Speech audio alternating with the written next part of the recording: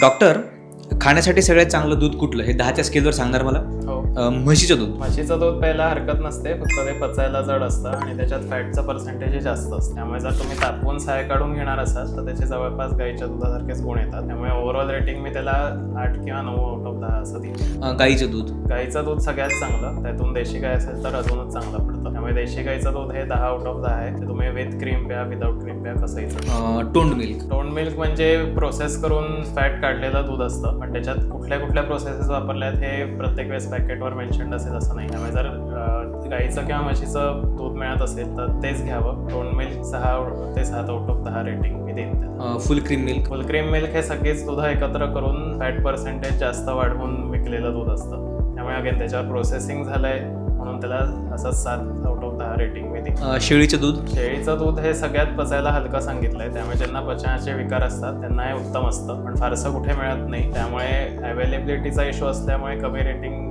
देईन मी.